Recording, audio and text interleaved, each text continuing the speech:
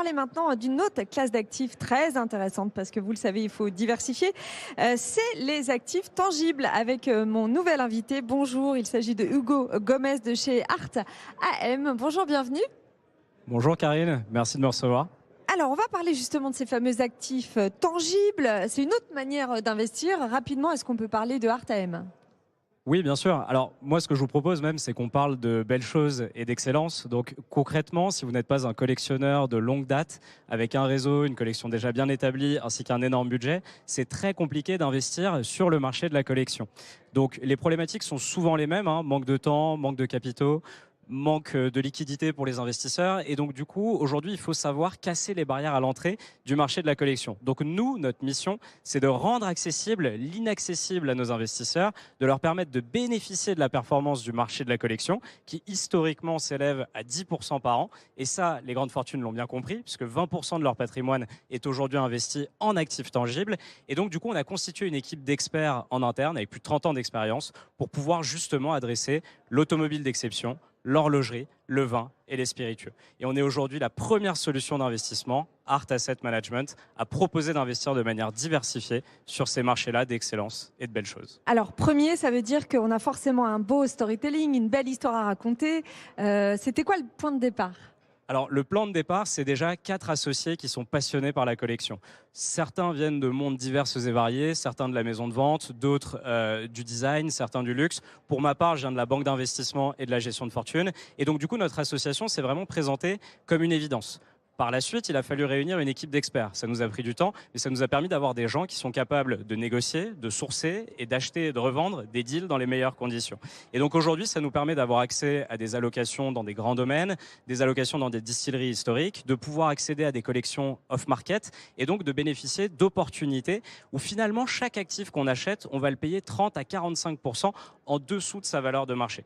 Et ça, c'est vraiment un point essentiel dans la collection, c'est que c'est un marché qui est inefficient, où l'information est rare et difficile à obtenir.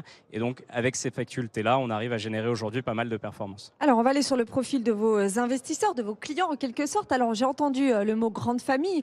Du coup, est-ce que c'est assez élitiste ou est-ce que ça peut se démocratiser un peu comme Private Equity il y a quelques années ? Alors, bien au contraire, nous, on est en mission pour démocratiser le marché des actifs de collection. Notre ticket d'entrée, il est à partir de 1 000 € et aujourd'hui, nos investisseurs, les plus jeunes ont 27 ans et les plus âgés ont 84 ans. Donc, on adresse un assez large panel finalement de la population et on a également la chance aujourd'hui d'être distribué par des cabinets de gestion privée, notamment pour eux leur permettre d'accompagner à 360 degrés leurs clients et également pour monter en gamme au niveau de leurs conseils avec un produit d'excellence comme le nôtre. Alors, quels encours ? Alors, l'encours, on est très fiers de pouvoir dire qu'en quelques semaines, on a collecté 300 000 € d'encours sous gestion. On a déjà généré 10% de performance sur ce portefeuille. On se dirige tout droit vers le palier du 1 million d'euros d'ici la fin d'année, début T1 2025. Et on a un objectif à horizon 5 ans d'avoir un palier de 100 millions d'euros sous gestion. J'ai envie de vous demander, Hugo, de me raconter peut-être un bon deal ou 2 bons deals, enfin quelque chose qui fasse rêver, parce qu'on parle quand même de bel monde, de vin, de spiritueux, de voitures de collection. Alors des bons deals, on pourrait en parler pendant des heures, hein, mais il y a un premier deal qui me vient en tête, c'est celui d'une Rolex Daytona Sodalite qu'on a acheté récemment auprès d'un collectionneur. Et pour la petite histoire, en fait, c'est une Rolex avec un cadran en pierre bleue, qui est une pierre Sodalite semi-précieuse, et des index en diamant. Donc déjà, rien que la valeur du cadran a une certaine valeur intrinsèque. Et pour la petite histoire, en fait, elle est symptôme d'un phénomène horloger qui est le neuf de stock. C'est-à-dire qu'aujourd'hui, les collectionneurs sont prêts à payer des fortunes pour avoir un actif qui a 15 ans, 20 ans, 30 ans dans des conditions de sortie boutique. Donc avec les blisters, avec la boîte et les papiers bien évidemment. Donc pour vous donner des ordres de grandeur, cette Rolex-là, on l'a payée 61 500 € sur le marché. Aujourd'hui, elle en vaut entre 85 et 90 000. Si vous me permettez, Karine, je vais juste prendre un petit peu... C'est un x3 quoi. C'est un quoi ? x3.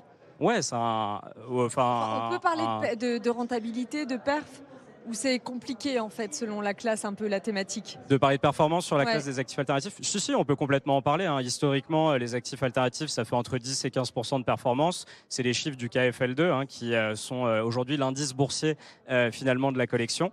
Et si je puis me permettre également, je voulais raconter une histoire sur notamment le marché des spiritueux. Parce qu'en fait, peu de gens le savent, hein, mais les spiritueux, en parlant de performance, c'est 322% de performance au cours des 10 dernières années.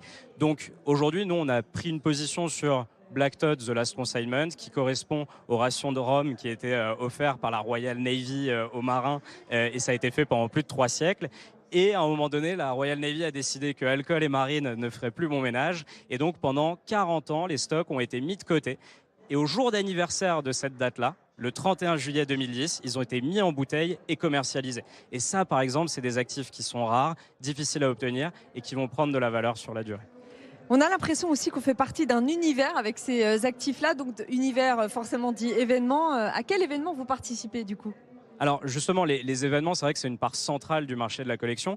Premièrement, parce que ça vous permet de prendre la température du marché et des nouvelles tendances. Donc la base, c'est d'assister aux ventes aux enchères, mais également aux événements emblématiques. Donc typiquement Vinexpo, qui est le salon du vin à Paris, la Watches and Wonders à Genève, Whisky Live Paris, qui a été encore un franc succès organisé par la Maison du Whisky en septembre. Et au-delà de ça, Art, c'est même une philosophie. C'est-à-dire que quand vous investissez chez Art, vous assistez finalement à des événements organisés en interne, comme des dégustations, une exposition du patrimoine du fonds à minimum une fois par an.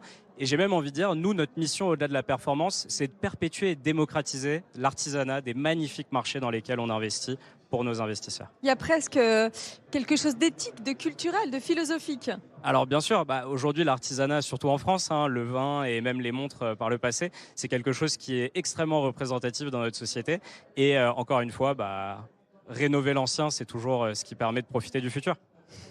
Merci Hugo Gomez d'être venu nous parler de cette classe d'actifs, cette autre manière justement d'investir avec les actifs tangibles. Merci. Merci beaucoup Karine.